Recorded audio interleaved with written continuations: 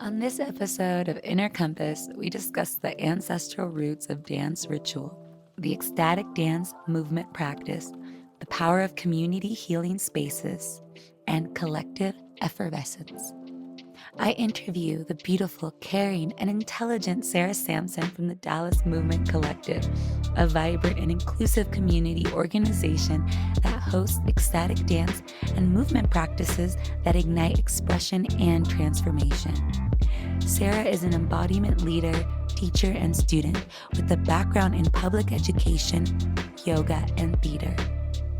Sarah is the director of the Dallas Movement Collective, an organization that cultivates creative containers for the embodied exploration of the mind, body, and heart.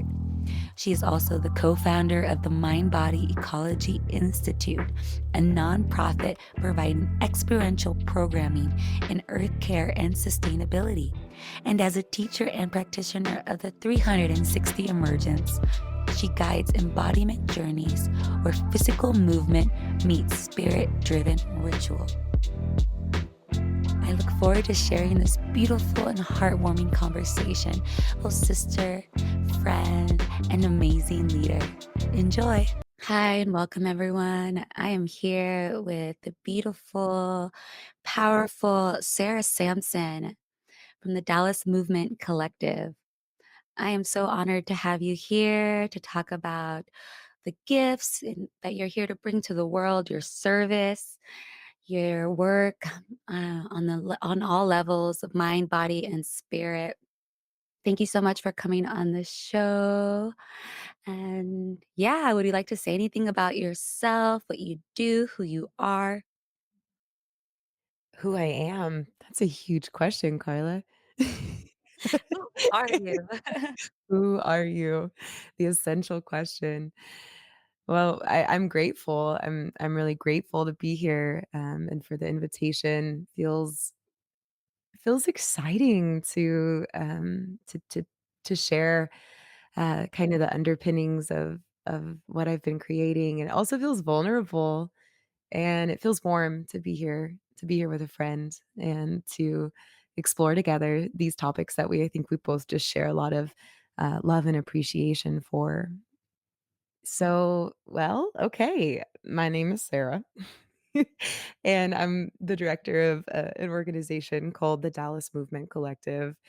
And the Movement Collective, it's a container, it's a space, it's a, creative network, a net that works, I like to say, of, people coming together to hold and be held, through embodiment practices. And it's really centered on, a really a multi-generational movement community, and we celebrate diversity, and we welcome people from, all backgrounds, cultural, gender, socioeconomic, and we get to come together and dance in a sober and trauma-informed environment.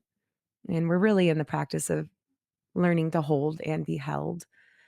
And the heart of all of it is artistry, and the inherent artistry that I think lives in all of us, and really what happens when we remember that, that artistry is so connected to our personal healing journeys, and what I believe to be our collective healing journey.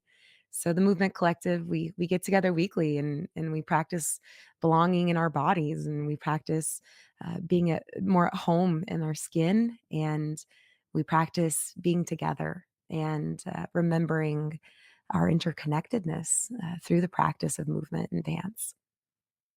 So that's what I like to do on a weekly basis with a lot of amazing people.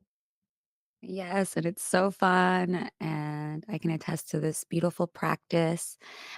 One of the practices that you offer, ecstatic dance, is something that I have a personal relationship with and is an amazing global network of community across all the countries that I've gotten to travel in. And it's one of the places that I choose to drop in whenever I'm visiting a new town or a place, and it's always such a beautiful outlet for me to make new connections in these new places.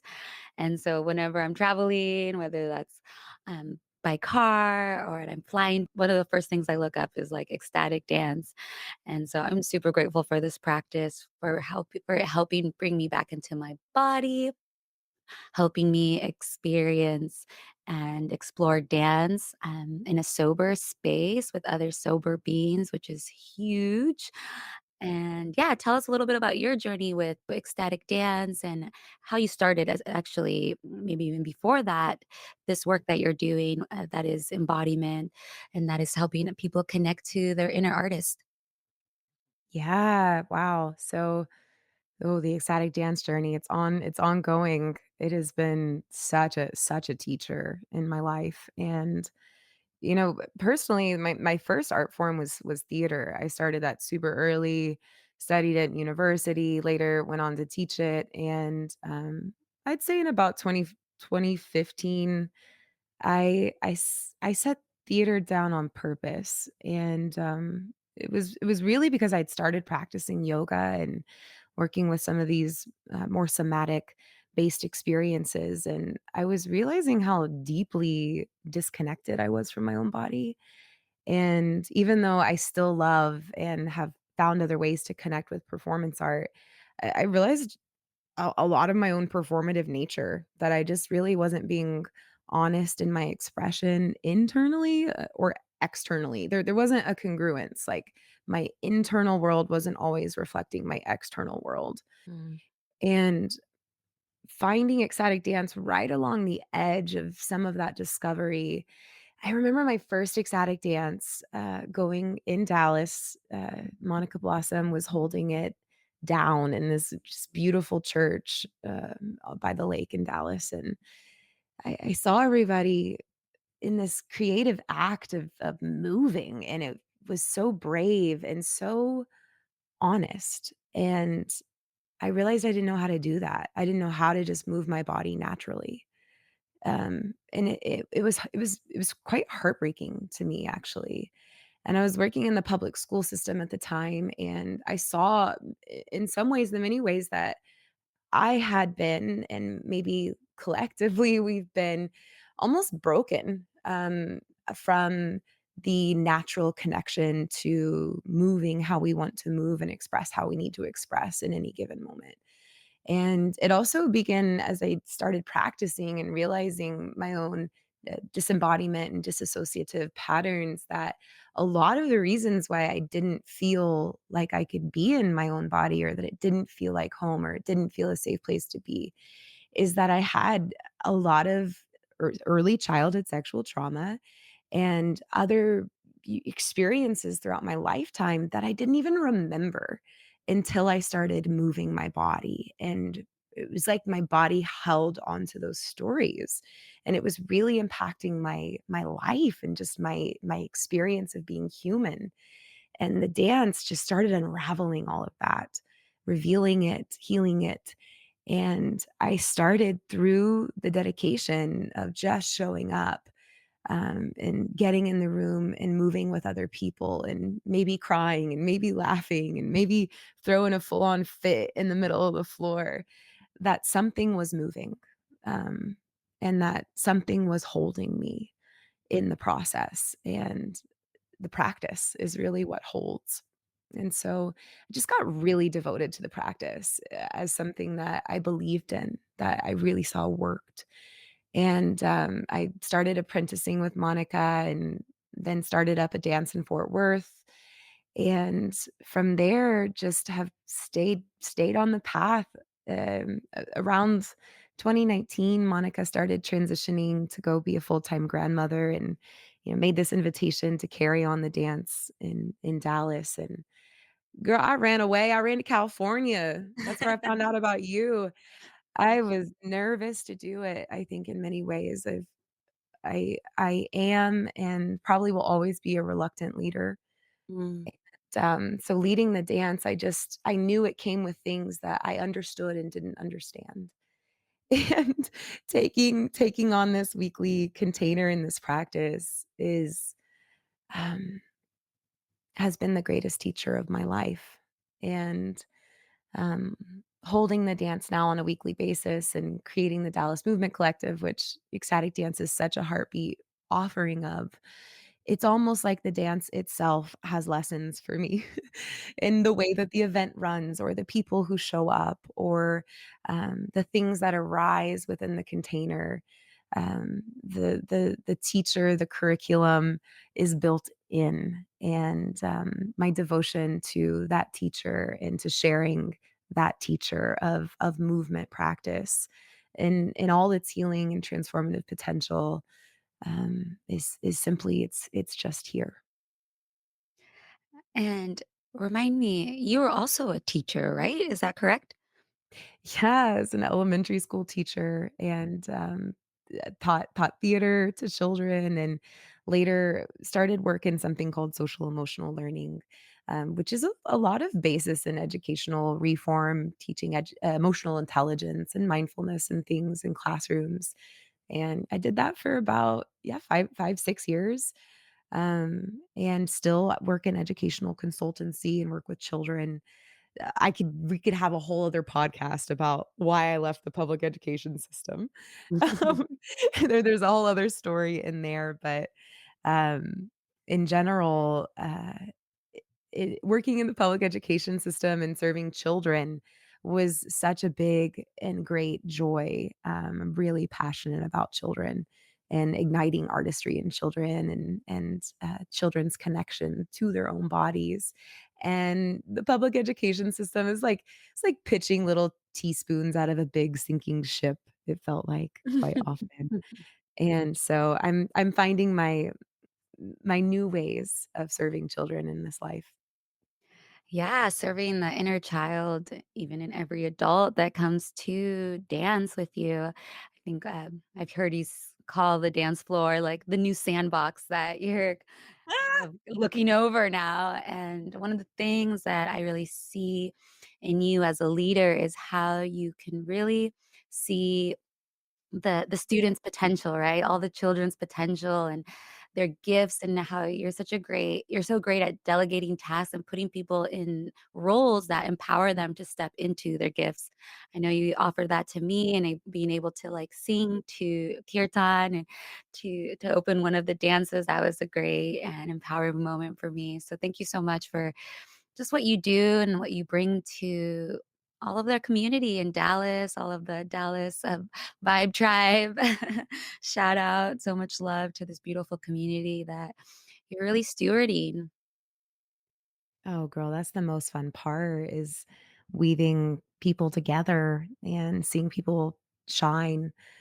It's interesting that in many ways that's what's the most fulfilling thing to me is seeing a bunch of people come together to just make something and seeing there's so many avenues for participation within our community, whether you're interested in the music and the performance side, live music or DJing, or maybe you're a visual artist and you like making altars, or you're a human people person and you want to be a greeter or space holder, facilitator, front desk person, or you're techie and you want to run the equipment. There's all these pathways, I think, for people to really get inspired and work within their lane of genius to contribute to the whole.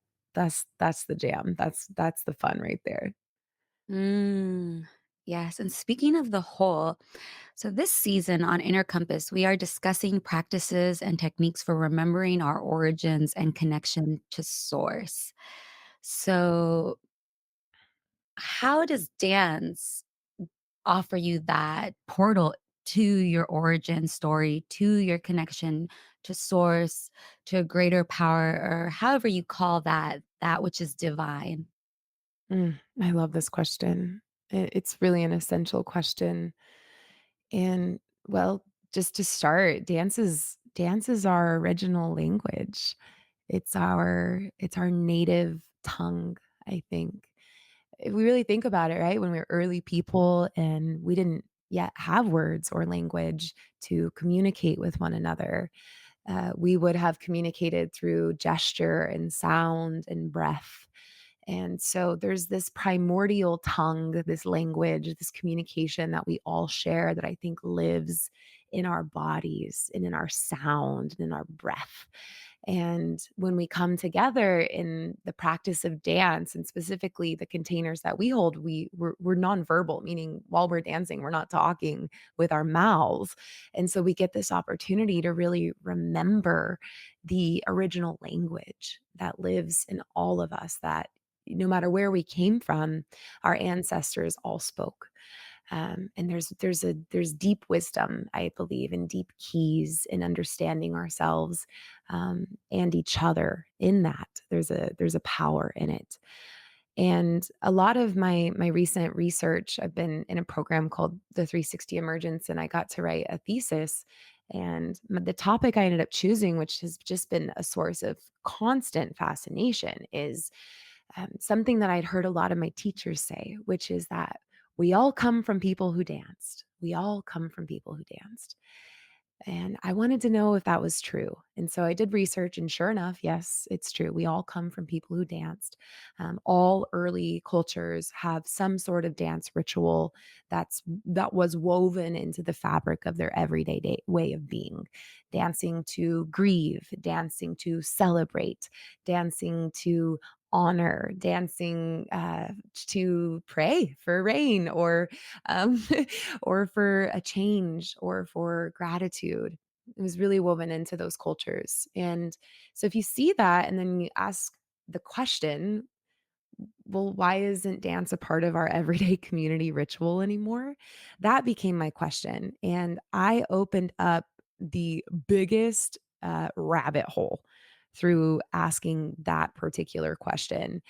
And really, what I discovered was that our disconnection to dance, as a ritual, as a community participatory act, there's a lot of contributing factors to that. That if we trace our ways backward, I think that there is something for us to discover. So, for one thing, if you can imagine um, how things like social hierarchy, organized religion, colonization, and shifting worldviews started occurring within culture.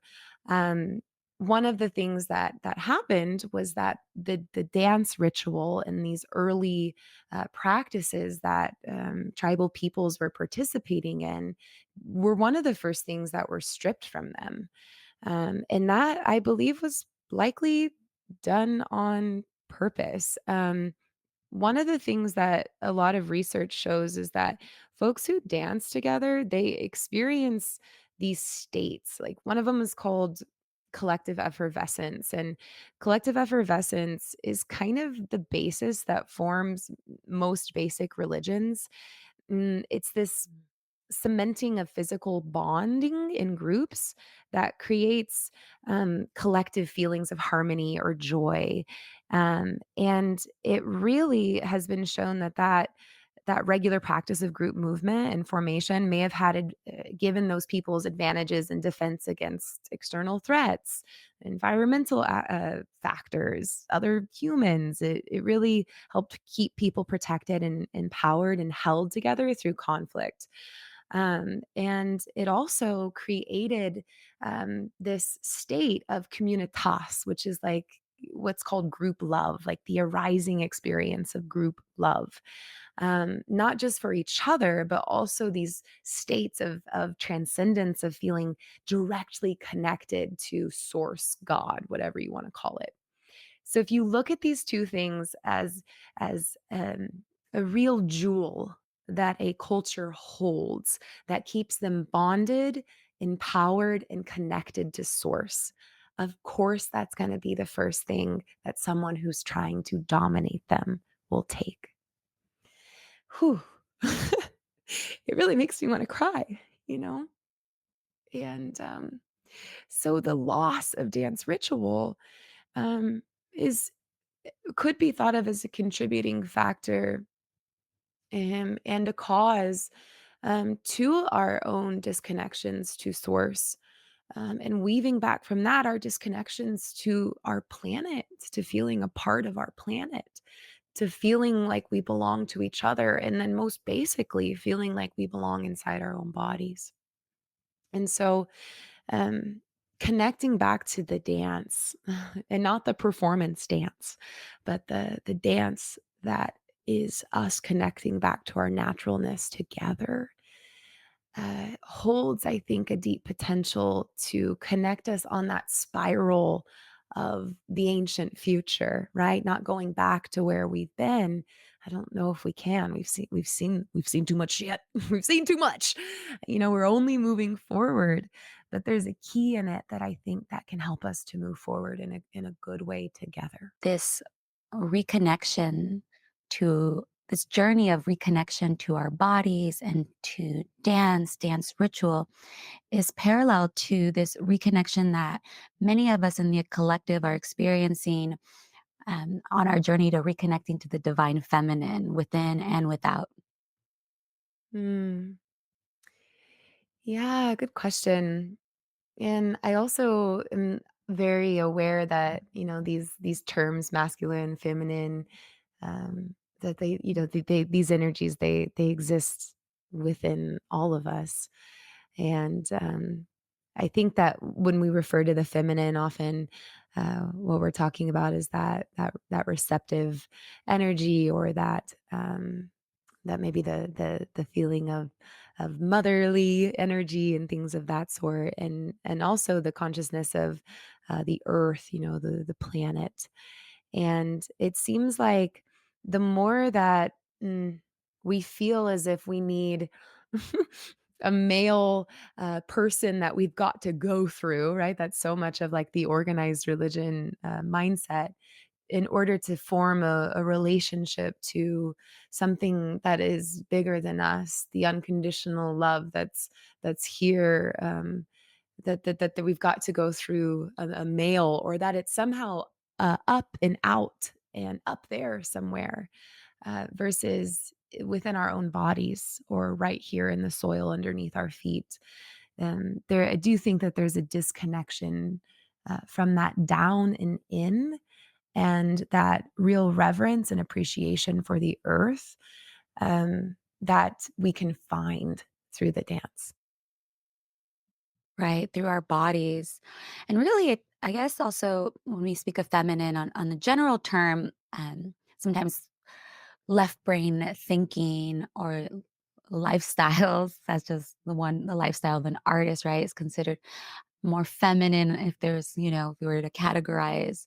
And so in your research, when I think I read in your paper that there was something about that too, about like society as a whole moving from left brain thinking to more right brain thinking. Oh, definitely. Yeah, definitely. In many ways, it's a shift in worldviews that happened over time for many many reasons. One was some of the emergent philosophers. One being Descartes, who wrote a lot of incredible things, and I think some people kind of beat up on him in many ways. And he just was a voice of his time. But a lot of Western philosophy that emerged was about identifying the mind and the body as separate, rather than deeply interrelated things. And I think a lot of our work is remembering that those things are inextricably tied towards one another, and that we have to find that reconnection if we're gonna move together. Yes, most definitely. I believe in your paper that you wrote something about those when consciousness shifted from left brain to right brain thinking. Can you tell us a little bit more about how that happened? Yeah, I think really what happened is what I think of as a shift in worldview. Worldview, we can think about it like the water we swim in, the things that we can't see, that are just what we see as reality. And we once lived in a reality that some people call ecocentric or cosmocentric, which was really living in this mm, belief that we're all interconnected. And over time, we've moved into what's called an anthropomorph-centric worldview, which is more human-centered, and that many factors contributed to that. One being this philosopher Descartes, who really brought out a lot of early Western philosophy about how the mind is separate from the body. The rise of early mercantilism, and things that really just started the early states of capitalism, and really suddenly social hierarchy structures that are, in service of producing, making more, and consuming more, right? And then we have this culture of consumerism, and things like art, ritual, ceremony, doing things for the beauty of it, doing things for the sake of it, doing things for the feeling of it. These things really start to take a back seat as a culture emerges that's concerned with ownership and uh, accumulating and collecting and dominating. Where's the room for the right brain and the art in that? So I love these curiosities of how do we create more space for just that. So beautifully said. That was definitely a mouthful of a lot of things that have been going on for the past few thousand years that you were able to really summarize. Yeah, so well said. Thank you. Thank you for the work that you do. Thank you for bridging the ancient with the future, for bringing light to this history that we as humans are remembering, retrieving. Tell me a little bit about this word, kinkara. I've heard you say it many times, especially in the opening and closing of dance. I first saw the word Kinkara actually at a space in Costa Rica that's called Kinkara. It's the name of the center, very beautiful center that I did the 360 Emergence training out over the course of a couple of years. And Kinkara, the meaning of it is the new path is an ancient one. And I remember when I first heard it, it was like I got it. It was like a riddle. Like the new path is an ancient one. Like, what does that even mean? What does it even mean? And it's still working on me. I feel like I'm still discovering what it means in newer and newer ways. And I originally, when I started my thesis, was had a lot in my mind around how we've got to go back to the way things were, and I think there's a lot of that energy sometimes, and even people talking about matriarchal culture structures, or the just the good old days of the past. And I really got hit while I was researching with the fact that we can't go back. There's no going back, and maybe it's not a full circle, or maybe it's not about coming full circle. And one of the things that we've jammed on a lot, as far as like even creating our compass and navigating our way forward, is that maybe we're on more of a spiral, which it makes sense, right? Because spirals are the blueprints and the sort of the organic maps that nature abides by. Seashells and whirlpools and galaxies, cells. These spirals, they live inside our DNA, and they're in the double helix structure. And so, if mimicking these cycles of nature through our own movement was once a part of our, our basis of gathering together, um, nature's left us the perfect map. And it feels like, in many ways, these maps of those who came before us, that the maps that they left behind for us, they have a lot to educate us in just about where we've been and on our what the current state of our knowledge is. But really, it's through developing these embodied navigatory tools, or our inner compass, through dance ritual, through ceremony, through there's many practices and ways that we can cultivate this navigatory inner system. Because we're moving into uncharted territory, that's what we're going to need, right? We're going to need a compass more than we're going to need, say, a map. we're going where no one's gone before together. And so it feels like this evolutionary destination is currently unknowable.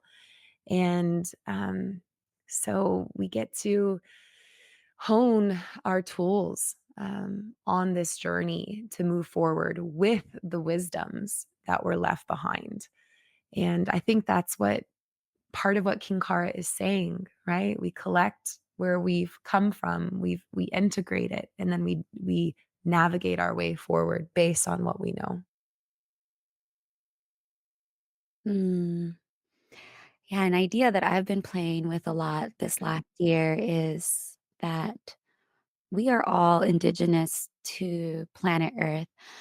You know, on this medicine path, I myself and a lot of other beings that were walking this path are definitely connecting to the indigenous culture to remember our own roots and to remember these ancient ways. Yet it doesn't matter how many times I go to the jungle, I can't take away the fact that I came from the city, you know?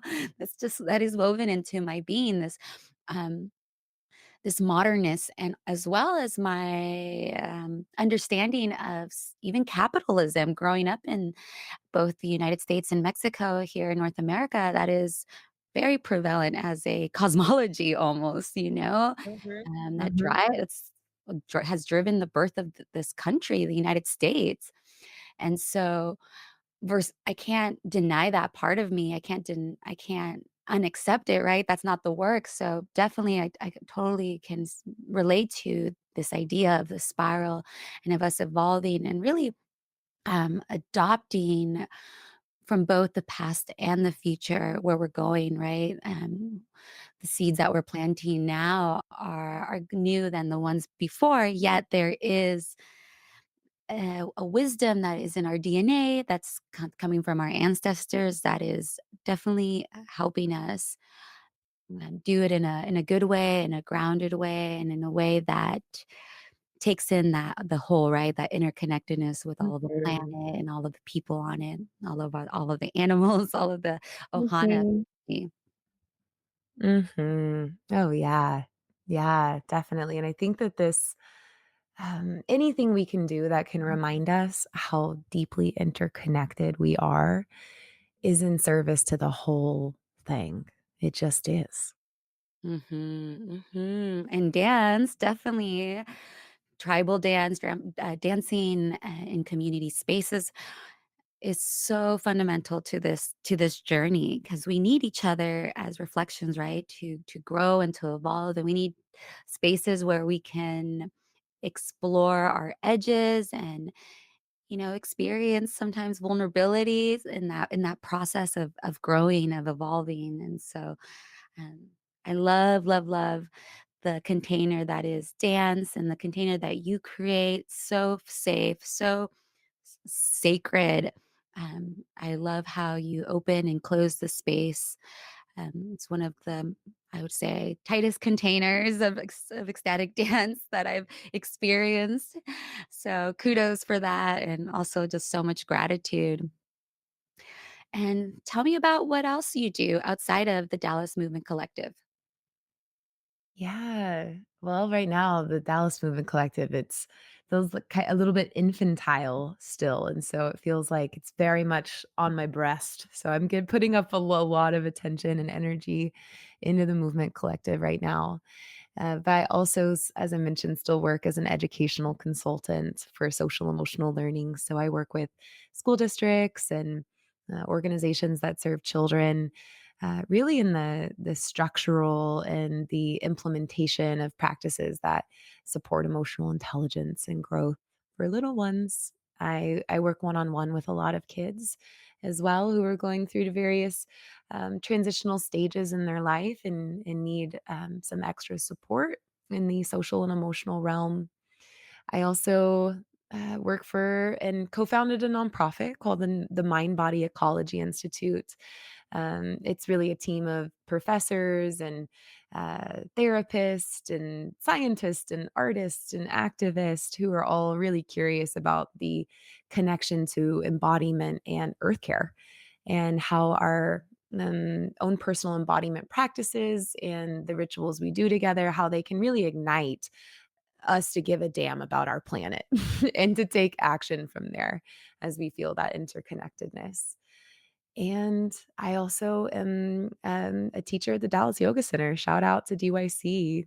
Teach yoga and mindfulness there, and do a lot of their outreach programs. And the form of yoga will always be a love and a foundation as well. Though I actually got to say, I just gave up teaching yoga for the year on purpose.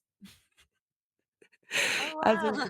Yeah, yeah, it was a choice, it was a choice, and it's been so amazing to trust that choice because I was feeling uninspired around teaching yoga, and what has happened is that I have fallen in love with this yoga studio by my house. I'm going to yoga every single day. I don't know if I've been as devoted of a yoga student since when I started practicing yoga. And it was like, "Oh, I get it. I needed to just be a student of this for a minute. All right, I got it. Gotta retrieve my passion." I think you read my mind. I was just going to ask you, what is your daily practice? This is something I've been asking all my participants, everyone that I've been inviting onto this podcast, because I feel like our daily practice is the bed of like who we are and how we show up every day to serve. So share a little bit about your personal practice. Oh, yeah, I'm a big believer in the personal practice and like the transparency and the honesty of I will share with you my most aspirational morning practice. It doesn't mean that I do it every single day. And there are certain things I do every single day, and there are certain things that I kind of have in my toolkit that I pull out based upon really the energy that I'm waking up with. But something I do just about every single day is I Wim Hof first thing. I have my app and I have Wim himself tell me to breathe fully in and breathe fully out. And I do a little bit of that. I struggle with morning depression and waking up and feeling like, do I want to do this life day thing? And I have found that the breath, it cuts right through it. It's like, nope, I'm choosing to be alive. And then the second part of the Wim Hof practice is getting in an ice cold shower. And stepping into that every day, it feels like choosing sensation, choosing to feel, choosing life. Like first thing, just stepping in, I am alive. And I do this funny thing. It's like, I wonder what it would be like to be witnessed in this actually, where I just let myself just pray and say whatever comes to mind as that cold water hits me for the day. I just sometimes it's spirit language. Sometimes it's just like gobbledygook coming out of my mouth, and sometimes it's very clear intentions for the day, and sometimes I say things that surprise me, but I pray in that cold shower. And then, from there, I like to make some lemon water and with a little pinch of salt. I speak to myself internally like a child often to get myself on board with good practices, and so I call it my mermaid water. I'm like, "You gotta go get your mermaid water." It's like salty, lemony water, hydrate. Then like to do a seated practice, just breath awareness, for 5 to 10 minutes. And I would say that those are really the very, very basic things. On more aspirational days and days where I really feel like I'm wobbly and I need a little more support, I love just setting a timer and writing, setting a timer. I love timers and dancing, moving my body. I definitely move my body intentionally every day, but something I'm aspiring towards is having a free form movement practice that's integrated every morning. And most days I also set a timer for 20 minutes and I read a book. I'm super voracious reader. I'm always in the middle of like 5 books at a time and a little bit of reading every day. It's so nourishing to me. It's like putting logs on my creative fire and my desire to learn and know. So that's kind of my tapestry of practice on the daily. Try to keep Mm. it like 30 minutes to an hour. So beautiful and so inspiring. I just love the realness of it and just how you explain some of these practices. I think we hear a lot of these out there in media, and just how you explained your connection to these practices really, really brought it home. And now I'm going to try to do some Wim Hof breathing for sure. And maybe step into the cold shower, but I can Of course. imagine that that cold state really invoking that presence and that prayer, right? That's so beautiful. So, looking a little bit into that future that we're remembering, tell me, where do you see the Dallas Movement Collective going? Where are you steering this spaceship? Well, pending we're still on the planet. I am really at my best. I'm realizing just listening to what wants to emerge. And I really know in the short term, consistency and steadiness in our every Sunday dance feels really beautiful and important to me. And we're moving into a new home next month. That was a big part of our need for a flourishing future. We've this beautiful church near White Rock Lake that has a 7-acre farm in the back and a garden that we're going to be able to tend to, and just the homey feeling that our community has needed to land has definitely been in my prayers for years. So it's finally happening. So the future is now, with that landing into home. We've got some really amazing guest artists who are coming to town over the next couple of weeks. We got to host Parangi last year, and this year, I have yet to announce the names of the people who are playing, but they're some of my favorite artists. And the dream of is falling in love with a person's art, and to have the platform and the people and the capacity to bring them here to Dallas, to this place that I think really is hungry for this intentional artistry, and this community and this ritual just feels exciting of the at this point, I don't feel like there's anyone too big or too distant for us to bring in, which is feeling really exciting. And I want to keep sourcing and listening to the needs of the community for where we want to go next and where we could go next. I know that service is a big part of what I see in our future. We're a big ass group of able bodied, big hearted people. And there's so much good we could do beyond just getting together to dance, right? So if we think about early dance ritual, these people were bonded and were able to move together. And so imagine if we were moving together in ways that were taking care of a community garden, or showing up to distribute food, or just the endless possibilities of ways that we can be giving back. I really envision this collective not being in service to just its own personal healing, but also to the healing of our community and beyond.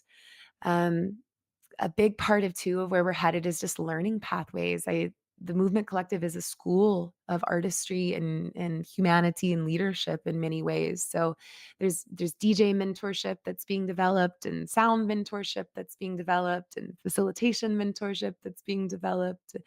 And so I really want to see that there's just easy ways for when a dancer shows up and feels like I'm inspired and I want to learn how to do that, that there's just a very easeful educational pathway for them no matter where they're inspired.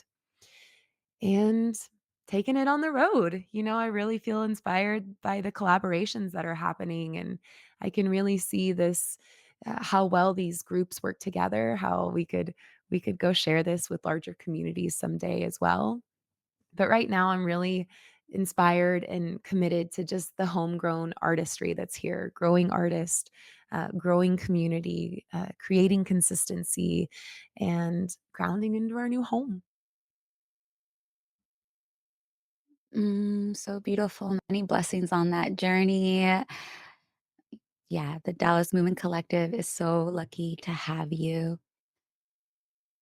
Ah.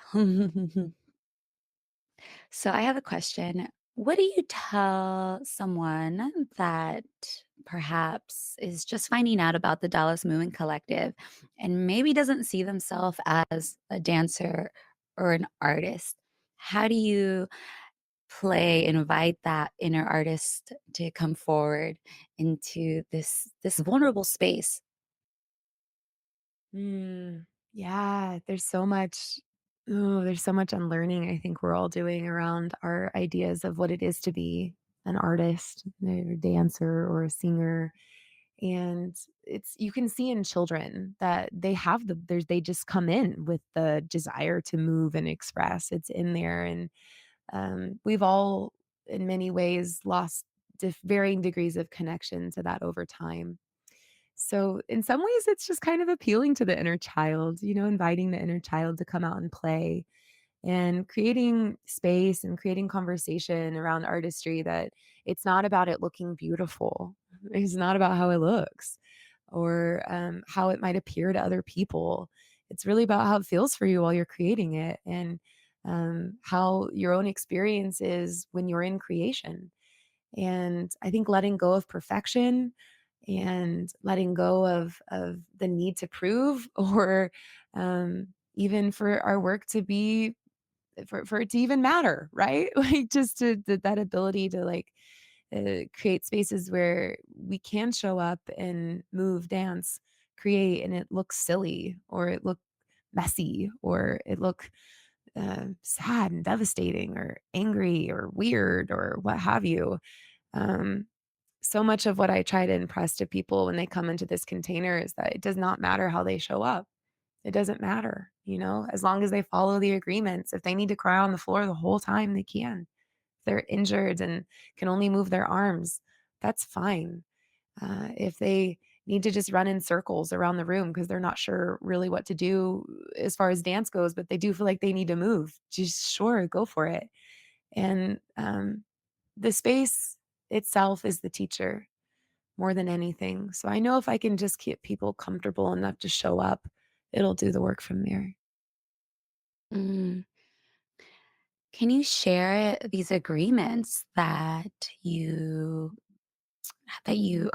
put forward during the dance? Yeah, definitely. Yeah, I'm so in love with these agreements because they're as a facilitator, they're what holds all of us. They're holding me and they're holding us. And it is the rules of the sacred playground, right? If we're all gonna play together, this is the rules of play. And they keep us safe so that we can get honest. And I believe that when we all get honest together, then we start to get brave. It takes a lot of bravery to be honest. And I think that's where we start to maybe access some of that freedom that people come to these containers looking for, liberation and freedom. But we can't get to that liberation and freedom without feeling safe. Yeah. So it's like these agreements are in service of the felt and the real sense of safety. So one of them is that we're barefoot, and that's the earth ground connection. There's really a metaphor in that of the disconnection of feet to earth being an important reconnection to make. It also keeps us safe because we're just dancing around in there, and if you step on somebody, you don't have shoes on, and something of that sort.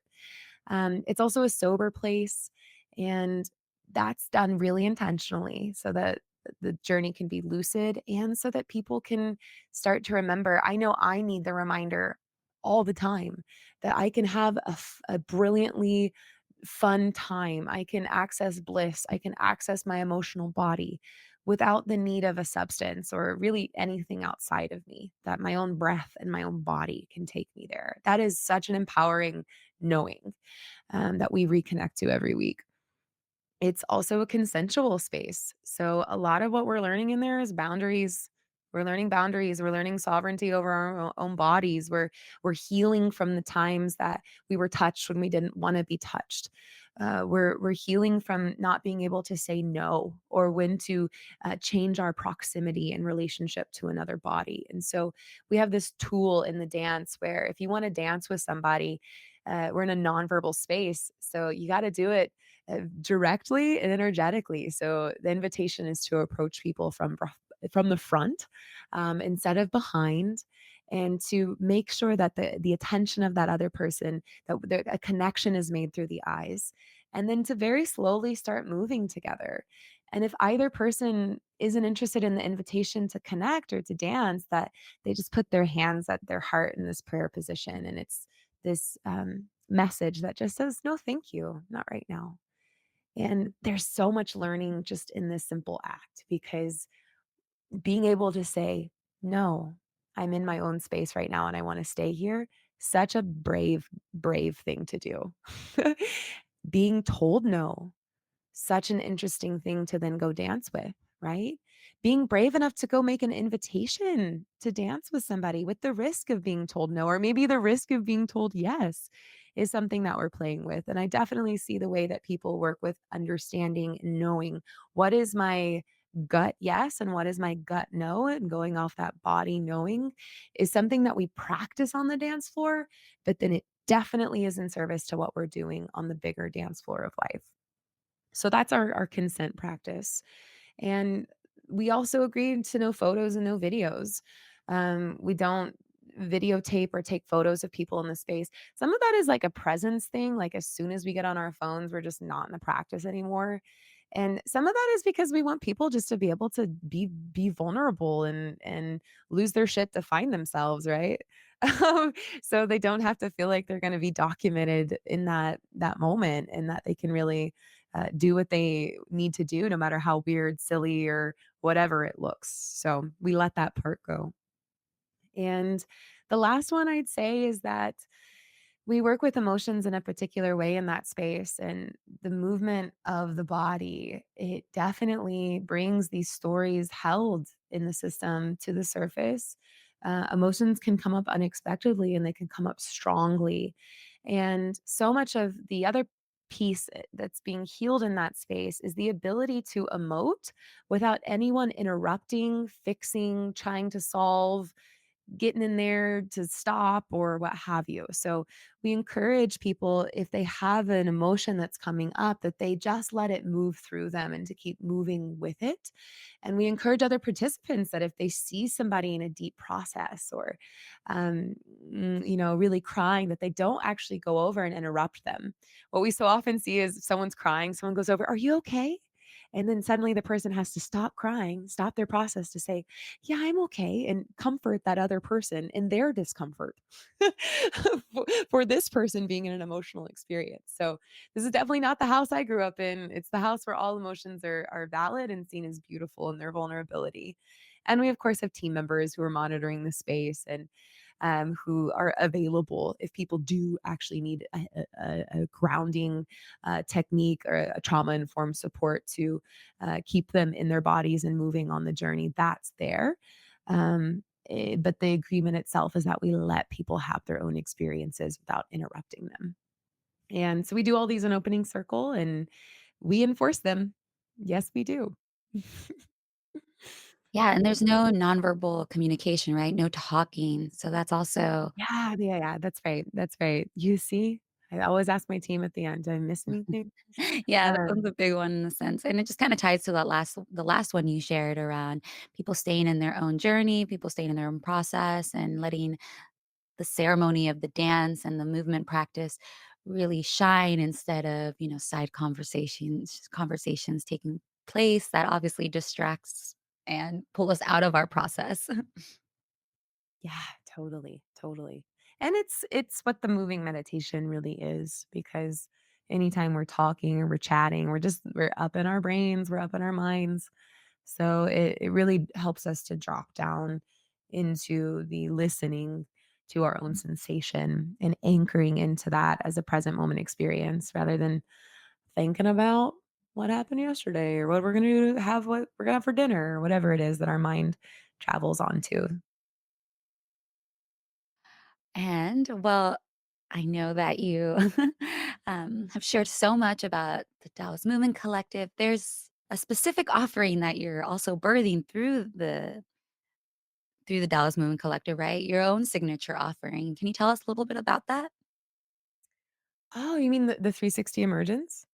I guess so. I guess it's an extension of the training and then or explain what you're offering. Yeah. So it's been an interesting journey to go from really what I feel like has been a role of producing and weaving together other artists and inviting in guest teachers from all over the world to come and teach these embodiment practices. But for a while, I've just really been in the production and the weaving mode while I've been studying to teach, and it's been really tender to come forward and step in as a teacher because I have so much just love and care and appreciation for my own teachers. So I just finished this 360 Emergence training with two women. Their names are Kate Chella and Amber Ryan, and it's a really, if we're talking about the compass, it's a practice that really helps us find, hone and harness those embodied navigatory tools, the five rhythms, which is really kind of the underpinnings of ecstatic dance, which is about the kind of the maps to ecstasy that this incredible woman Gabrielle Roth created, who is my teacher's teacher. And the interesting thing to me about the 360 Emergence is that it really honors those maps, and it's also seeing the emergent future, that it is these embodied tools that we're working on. And so I just started offering these movement meditations, which is just one little slice of the body of work of the 360 Emergence. And the journey is deep, I'll say that. And it's really been delightful to step into some of my own artistry and the teachings that I feel have really, really helped me on the ecstatic dance floor journey and just the bigger dance floor of life in terms of navigating myself through change and accepting it and really loving myself through it.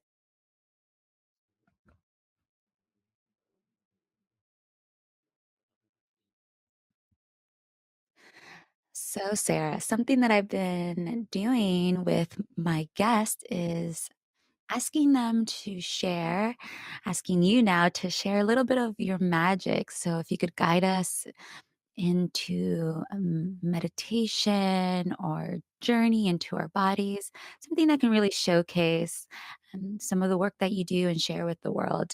Would you be up for that? Yeah, let's do Mm, it. awesome. Let's go. Thank you so much. So I feel called to share a practice from the 360 Emergence that is really so simple. It's called the golden thread. So here's a moment to really invite ourselves to connect to our own golden thread, that one that's woven into this web that we're all a part of. And so I'm going to invite you to just notice where your body is right now. However, you're sitting, maybe adjusting yourself a couple of times to find even just 10% more comfort. If you've got anything in your hands, you can set them down. And as you're ready, you can either let your eyes close completely, or if it feels safer in this moment, just to glance away and down. Really, just an invitation to turn the petals of your attention inward and to pull the tendrils of your awareness into and inside of you. Just take notice of where your body is making contact to the chair, the ground, whatever version of earth you're on right now. Just notice that connection, and perhaps notice the gravity that's holding you here. Sense if you could offer your body over to gravity just a little bit more, maybe softening through the spine, mm, relaxing the glutes, really allowing yourself to be held. Noticing your hands, and if you could just wilt them open and let them rest on your knees or your lap. Notice your shoulders, inviting them to soften down away from your ears and letting your arms just hang like heavy drapes away from the shoulders. Noticing your face, the muscles of your face, and allowing the tongue, the teeth, the lips, the mouth, the whole jaw just to soften, guiding yourself to let any mask or any particular ways of holding your face just soften and melt. And from here, I'm just going to invite you to notice your breath without any need to change it or make it different or special in any way. Just notice it. There it is, coming in and going out.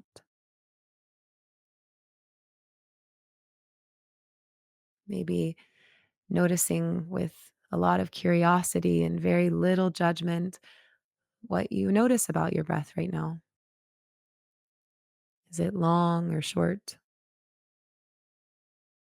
smooth, choppy?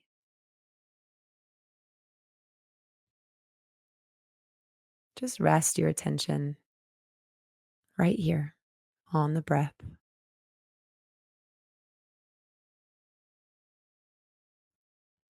Let your attention go to that place where you feel the breath tangibly, viscerally.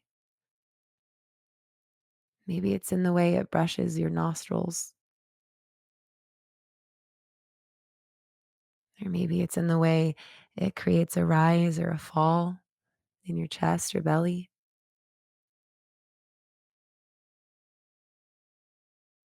Guide your attention there and let it rest.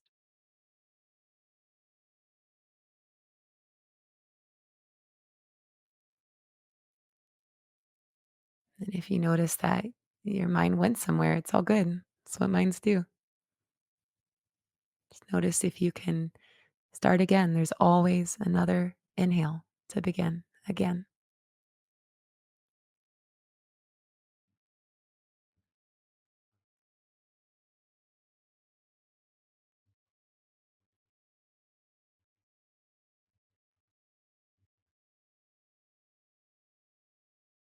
And now, using your imagination, I'd like you to envision a golden thread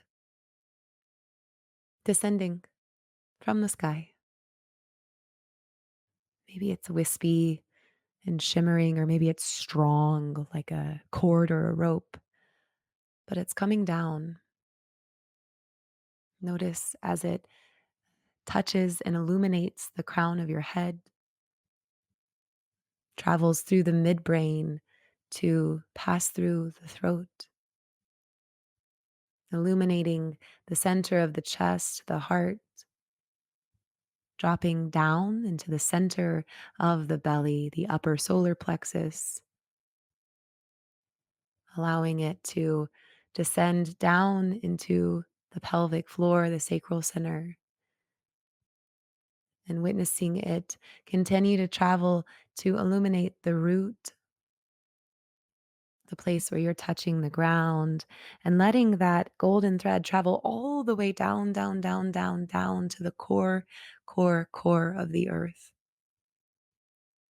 And now, using the imagination and the breath, as you breathe in now, breathe in the golden thread, breathing in as you draw it up through the root, through the sacral, through the belly, through the heart, through the throat, through the third eye, midbrain, crown of the head. Watch the golden thread go upward.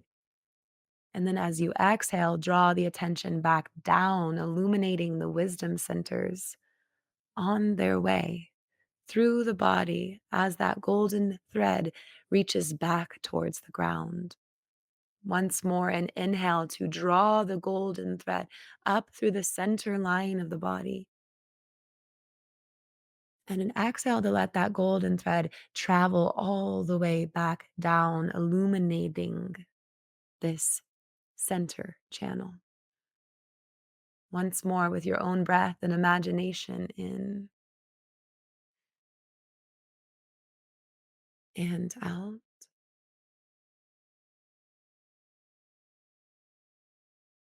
And then perhaps letting a breath in that has 10% more volume to it. And inviting a sound out on the exhale, knowing that this golden thread is available to you at any time and at any moment to ground you in both directions. This practice has helped me center and reminded me that at our best as humans, we're just a big tube, one long tube. And this practice can sometimes feel like a gentle illuminator, and sometimes it can also feel like Drano, here to help me clear my pipes. Either way, I'm very grateful to the 360 Emergence for learning this practice and teaching me how to dance with it too. So yummy, delicious. Thank you for inviting us into the sacred pause, into our bodies. Such a gift to have you on our show. Thank you so much, Sarah, for your time, for your service, and for all the steps that you've taken on this beautiful planet to get to where you are now. So many blessings for your journey. May your path be open and abundant, full of miracles, beauty, joy, laughter, and lots of softness and ease. Oh, thanks, my friend.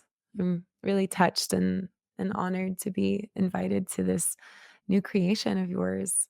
And I can't wait to be a listener because you know a lot of really funky, fun people, and you go to a lot of interesting places. And so I can sense your own just really brilliant pathway unfolding as you get to meet and chat with a lot of characters, lots of characters. I can feel it for you, and I'm excited. Yes, so many artists and really so many childlike, inspiring, beautiful souls that just have so much to offer the world and also have done a lot of inner work to get to where they're at. And I'm really inspired by my community, by people like yourself and the tools that you practice, the tools that you invite people like me into. And so I'm really just excited, inspired, and divinely guided to help people connect to people like you into these practices ultimately so that they can connect to their own inner compass and discover illuminate their most authentic and truest self. Aw. Well, thank you so much. It's been lovely to have you, and I look forward to seeing you on the dance floor sometime soon. Mhm. Yes, my friend. Thank you, thank you, thank you.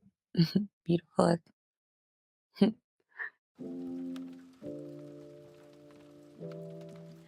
So, I hope you enjoyed this interesting conversation about dance ritual.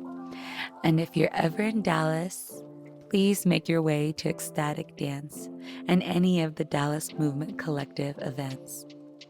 This community is truly special, so down to earth and welcoming.